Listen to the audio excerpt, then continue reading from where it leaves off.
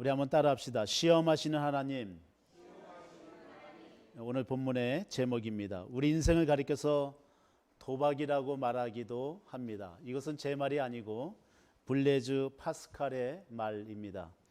인간은 생각하는 갈대라는 그 말로 유명한 이분이 수학자요, 또 과학자요, 철학가이면서도 기독교 변증가이기도 합니다. 그는 하나님의 존재를 믿느냐 안 믿느냐 이것을 마치 도박을 하듯이 자기 자신을 걸어야 하기에 자기 자신을 다 올인시켜야 되기 때문에 인생과 신앙을 도박으로 비유를 했습니다. 도박이 부정적인 의미가 있어서 조심스럽지만 인생은 도박을 하는 사람과 도박을 전혀 하지 않는 사람으로 나눌 수가 있습니다. 인생을 다른 말로 하면 어떤 것을 선택한다, 결정한다. 이제 그런데 우리가 모든 것이 다 선택, 인생 자체가 선택의 연속이 되는 것이죠. 항상 무엇을, 누구를, 어떤 것을 또 어디를 가는 것도 선택해야 되고 결정해야 됩니다. 그런데 도박을 알고 도박을 하는 사람은 어떤 것을 선택할 때 거기에 자신을 겁니다. 다 자신을 올인시킵니다.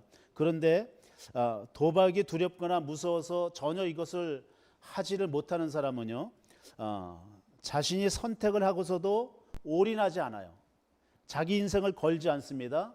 그러니까 이중적인 마음, 두 마음을 품고 있다는 거죠. 심지어는 결혼을 해놓고서도 올인하지 않는 사람도 있어요.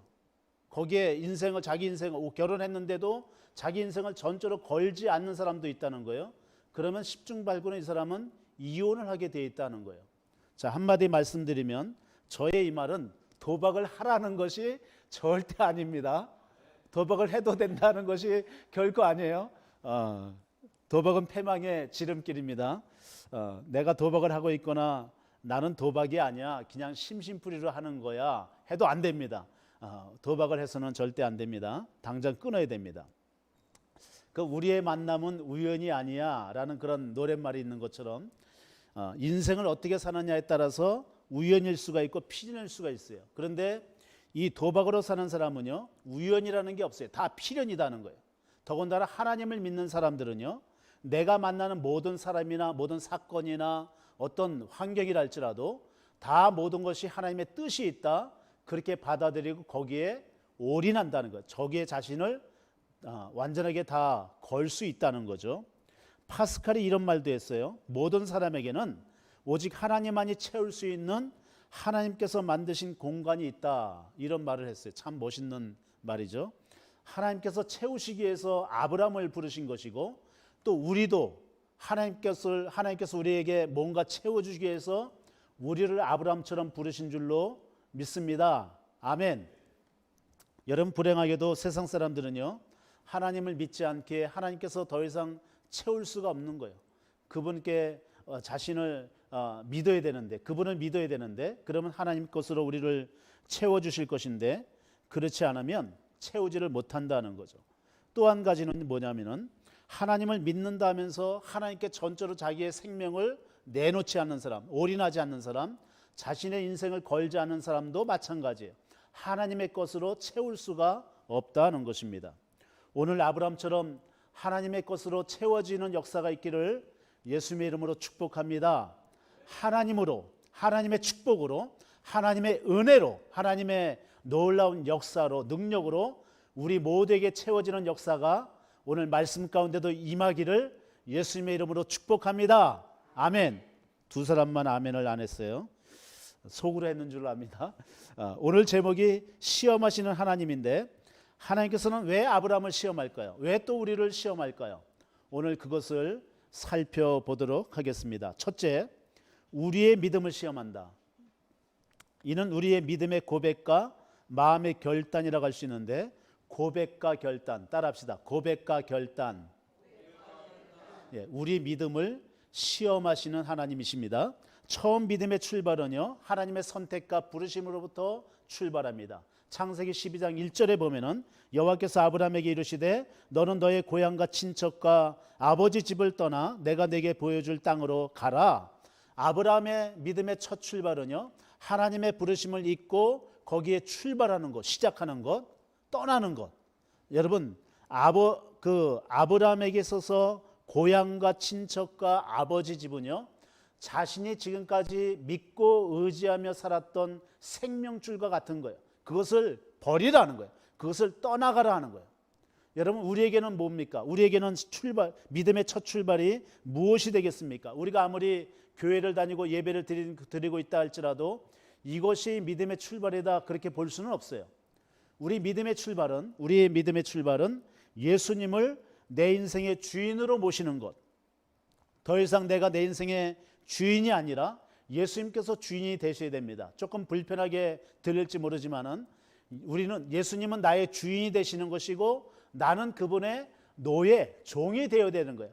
여러분, 겉으로는 우리가 하나님의 자녀죠. 그런데 실제로는 내가 겉으로는 하나님의 자녀지만 실제로는 그분은 나의 주인이시고 나는 그분의 노예로 살아야 된다.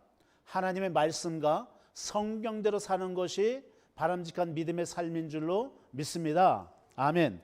다만 우리는요, 스스로의 믿음으로 자발적인 신앙을 요구하셔요. 하나님께서 그렇게 요청하십니다. 강제적으로나 강압적으로는 하지 않습니다. 인과응보로 우리를 대하지 않으십니다.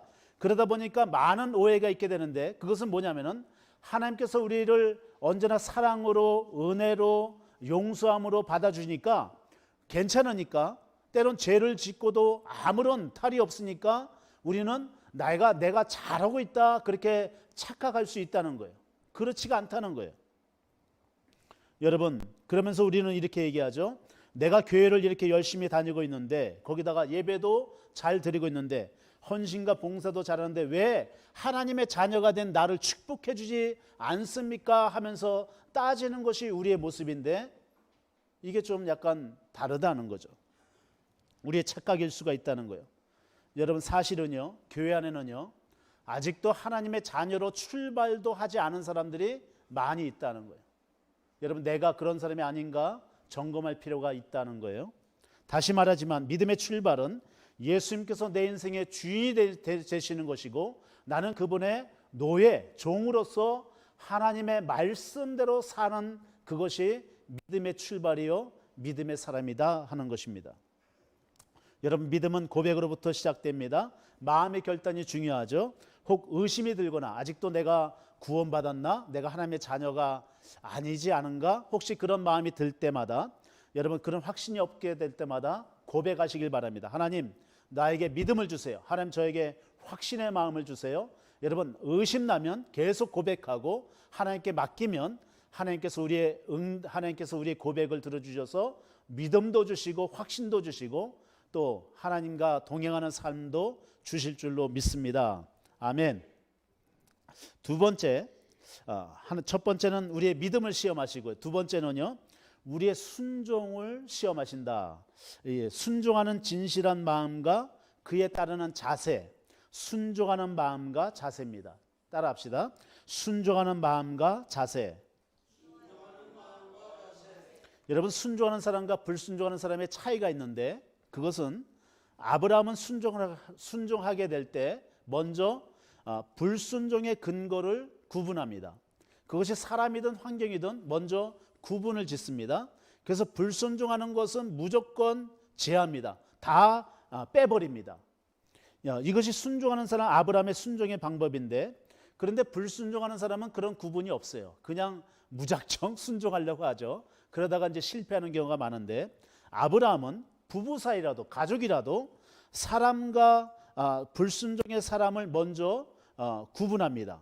순종의 사람과 불순종의 사람을 구분하는데 그 사람이 그의 아내 사라인데, 만약에 아브라함이 부부니까 부부는 감추는 것도 없어야 되고 숨기는 것도 없어야 되기 때문에 먼저 이 문제를 사랑하는 아내와 부부는 한 몸이니까 그 아내와 상의를 했다면 어떻게 될까요? 여러분, 그 순간 모든 것이 수포로 들어갑니다. 절대 하나님의 명령을 따를 수가 없습니다. 오히려 아브라함은요, 이 망령이 든 노인 취급을 받을 수가 있습니다. 오늘날로 말하면 저 영감이 치매에 걸렸나 하면서 뒷방 늙은이로 취급을 당할 수가 있는 순간이었다는 거죠. 그런데 아브라함은 지혜롭게 불순종의 사람인 아내 사라와 전혀 상의를 하지 않았다.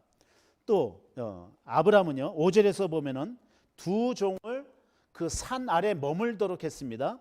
만일 두 종을 끝까지 따라 올라오게 했다고 한다면 만약에 당연히 아브라함이 이삭을 결박하려고 할 때나 칼로 들어서 죽이려고 할 때 어떻게 됩니까? 종이 말리겠죠. 실랑이가 벌어지게 되고 자칫 또 대싸움이 벌어질 수가 있을 수도 있다는 거죠. 그래서 그 두 종도 이제 산에 머물게 하고 오로지 믿음으로만 오로지 순종하는 것으로만 나갔다는 거죠. 여러분 순종은요 또 시간과 시기가 참 중요해요. 어떻게 순종하느냐, 어느 때 순종하나 이것도 참 중요해요. 3절에서 아브라함은 그 다음날 아침에 일찍 일어났다고 하는데 제가 볼 때는 아마도 밤중에 하나님의 명령이 떨어진 것 같아요. 그러니까 그 다음날 아침에 일찍 일어나서 그대로 따릅니다. 이것이 순종이에요. 여러분 이 그 하나님의 명령을 그대로 생각하지 않고 그대로 순종하는 것이 참 중요하다는 거예요. 머물거리거나 생각하거나 지체하는 것은 참 믿음이 될 수가 없을 수가 있다는 거예요. 여러분 우리의 실패가 뭡니까? 사람을 구분하지 않거나 순종의 시기를 놓치거나 우리의 마음이 확고한 결단이 없게 될 때 순종하지 못할 수가 있다는 거예요. 여러분 거룩이라는 단어도 구별입니다. 분리한다, 잘라낸다. 이 거룩이 그런 건데 순종하는 삶도 거룩과 마찬가지로 구별이 먼저여야 합니다. 여러분 순종과 불순종의 세 번째는요 목적과 내용의 차이예요. 목적이 순종해야 돼요. 그럼 내용도 당연히 순종이 되는 거죠. 그런데 불순종은 뭐냐면 목적이 다르고 그 내용도 목적에 따라서 달라질 수가 있다는 거예요. 도의적이거나 윤리적이거나 여러분 이것은 사람을 죽이는 거 아닙니까? 하나님이 그러실 수 없다. 윤리를 따지고 도의적인 것을 따지게 되면은 이게 이방신들은 그렇게 하는 거죠. 그렇게 따지면 순종할 수가 없는 거예요. 그저 그냥 하나님의 말씀에 그대로 순종하려고 하는 거예요. 이게 순종의 역사인 것입니다.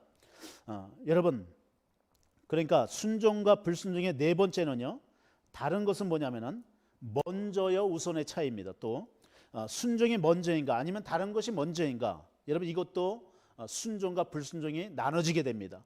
너희는 먼저 그의 나라와 그의 의를 구하라 그렇게 말씀하십니다. 하나님의 말씀 명령이 먼저여야 된다는 거죠. 그럴 때 순종할 수 있다는 거죠.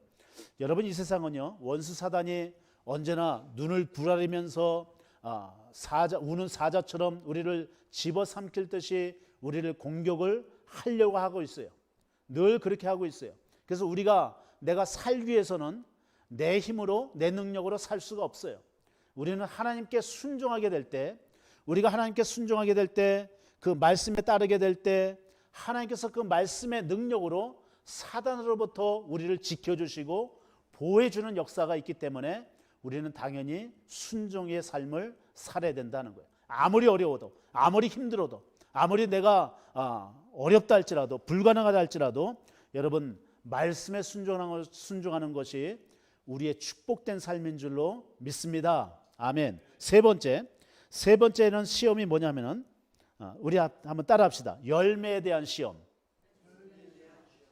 이것이 좀 약간 이상한 말처럼 들리지만 이것은 이 열매는요 우리가 바라는 내가 바라는 열매가 아니라 하나님께서 원하시는 열매가 있어요. 그것을 시험으로 말씀하신다는 거예요.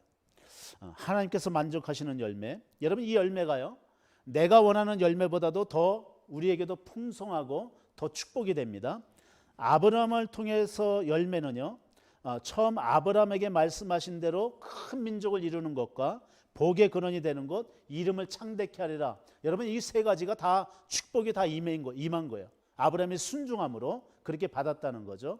실제로 아브라함의 후손들이 여호수아 때 큰 민족을 이룹니다. 그것뿐이 아니에요. 여러분 이슬람권에 들어있는 그 종교 갖고 있는 그런 사람들을 포함해서 지금 인류의 한 반 이상이 내가 아브라함의 후손입니다. 우리도 영적으로 그렇잖아요. 영적으로 아브라함의 후손이라고 생각하지 않습니까? 기독교인들이 마찬가지로 인류의 반 이상이 아브라함이 나의 조상입니다. 그렇게 말한다는 거예요. 그러니까 세 가지 축복이 다 임했다는 거예요. 여러분 진짜 축복은 또 따로 있어요. 이 복이 뭐냐면은 하나님께서 원하시는 복인데 바로 복음의 복입니다. 아브라함이 100세에 얻은 아들, 사랑하는 독자 이삭을 기꺼이 하나님의 명령에 따라서 순종해서 그 아들을 제물로 드리니까 하나님께서도 그 믿음을 보시고 아브라함의 믿음의 조상이 되는 아브라함의 믿음을 보시고 당신의 사랑하는 독자 아들 예수님을 십자가를 통해서 우리 인류에게 구원자로 주셨다는 거예요. 여러분 이게 진짜 하나님께서 원하시는 복이었다는 거예요. 여러분 세 번째 열매에 대한 시험은요. 다른 말로 하면은 우리 따라합시다. 인내. 예. 기다림, 인내. 열매는 때가 되어야 됩니다. 가을의 때, 추수의 때가 되어야만 열매가 맺는데 사람들이 가장 하지 못하는 것이 기다림이에요. 참는 것, 견디는 것 굉장히 못합니다. 우리 한국 사람들은요. 빨리빨리 문화 때문에도 기다리는 걸 잘 못해요. 내가 아무리 시험을 잘 통과하고 순종을 잘했어도요. 정작 참고 기다리는 것을 제대로 하지 못하면 열매를 맺지 못한다는 거예요. 여러분 그런데 사람들이요.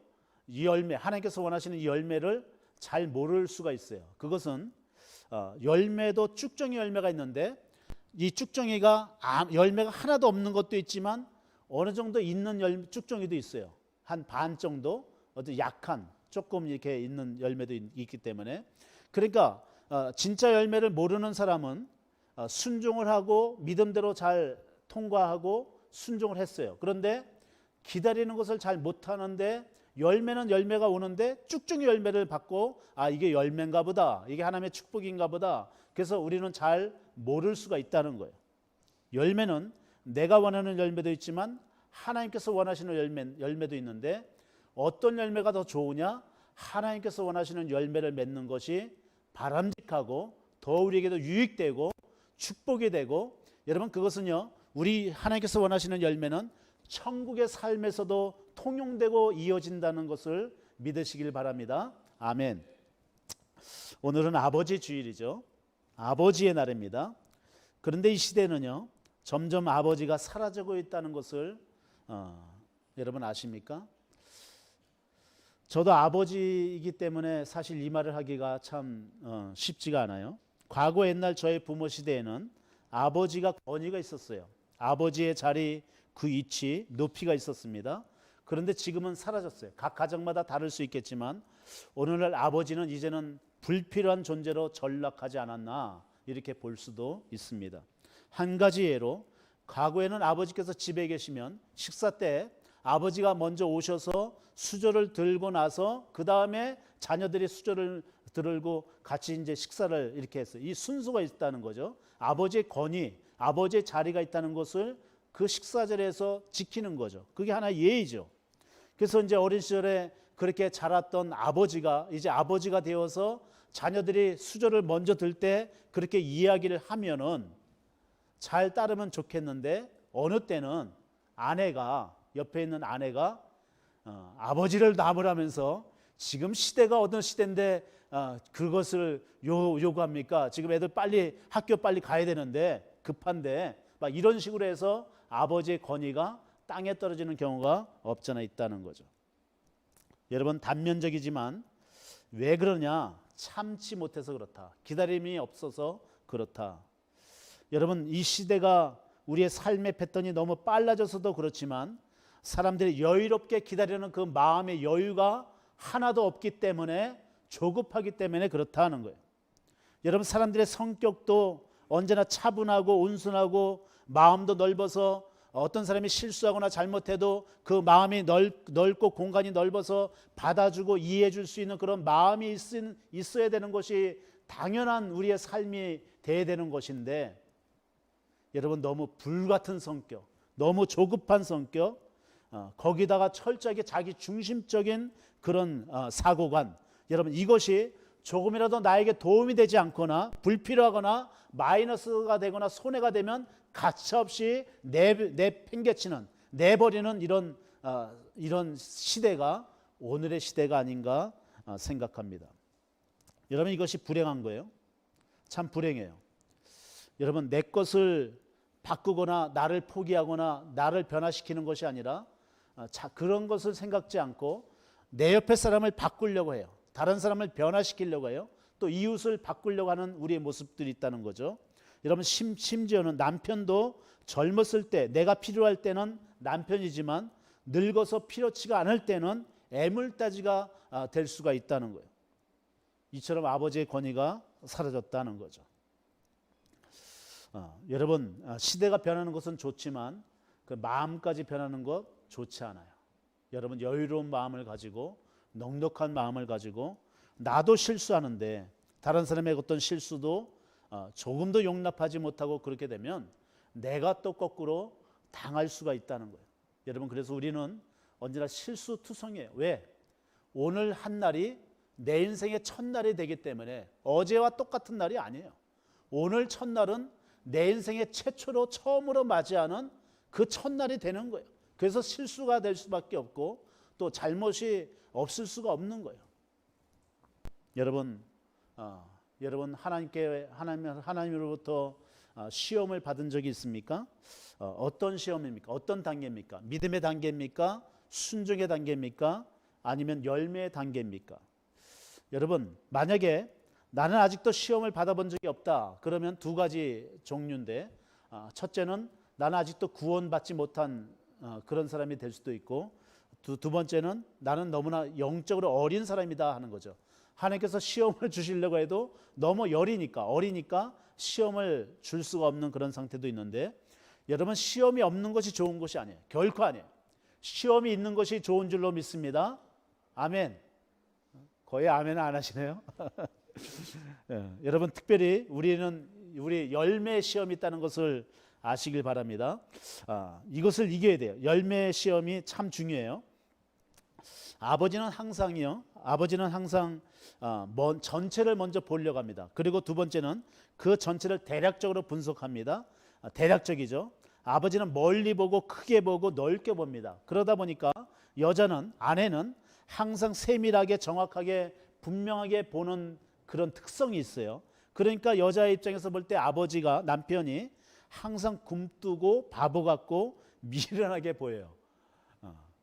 그러나 착하고 진실된 여자는요, 내면이 아름다운 여자, 성품이 온순하고 여자다운 참된 여자는 항상 남편을 이해하고 남편을 존중하고 잘 받들어 주는 줄로 믿습니다. 아멘. 저 혼자만 그런 줄 알았더니 이렇게 아멘 해주셔서 감사합니다. 여러분, 그런데요, 자칭 똑똑하다고 생각하는 여자는요, 남자를 무시합니다. 그러면 어떻게 될까? 자녀들도 덩달아서 남편을 무시하게 되죠. 아버지 무시하게 되죠. 아버지 중에 아버지는 하나님이신데, 이것은 제 말인데, 하나님도 아버지시니까 아버지 편이다. 저는 그렇게 생각해요. 왜냐하면 가정의 모든 책임은 아버지에 있기 때문에 제 말뿐이 아니라 성경적이라고 저는 믿습니다. 그래서 아버지를 존경하고 잘 받드는 가정은요, 더 잘되고 더 복되고 삶도 아름답고 풍성한 열매를 맺습니다. 그런데 그렇지 않은 가정, 믿음과 순종은 잘한다 해도 마지막 열매는 없게 될 수 있다. 쭉정이만 맺을 수 있다는 거예요. 그 삶이 피폐하고 힘들고 행복하지 못하고 그 원인이 어디에 있느냐? 저는 그 한 반 이상은 아버지의 권위가 중점이 된다, 저는 그렇게 생각을 합니다. 교만은요, 다른 사람을 내 눈에 내 수준에 맞추려고 할 때 교만입니다. 겸손은요, 내 수준을 다른 사람에게 맞출 때 겸손한 사람이 됩니다. 하나님께서도 감정이 있으셔서 남자들이 도박을 참 좋아해요. 게임 같은 것을 즐겨해요, 남자들이. 하나님 아버지도 그러신 것 같아요. 교만한 사람이 있다 그러면 하나님은 눈에 불을 켜서 끝까지 그 교만을 꺾어버려야 되겠구나. 아마 이런 마음이, 성품이 성경을 볼 때 저는 그런 마음을 읽었다 하는 거예요. 제 생각입니다. 여러분, 마지막으로 아버지는요, 책임이 있어요. 어떤 책임이냐? 가정에 대한 책임이 있는데, 내게 맡겨진 그 자녀를 하나님께 제물로 바치는 이 책임이 아버지에게 있다는 거예요. 산제물로 바쳐야 돼. 내게 맡겨진 그 자녀를 내 자녀입니다가 아니라 이제는 하나님의 자녀입니다. 원래 하나님의 자녀로 돌려드립니다. 여러분, 이것이 신앙이요, 믿음이요, 그들에게, 내 자녀에게 구원의 확신, 믿음의 확신, 신앙의 확신을 심어주는 것이 아버지의 책임인 줄로 믿습니다. 아멘. 기도합니다.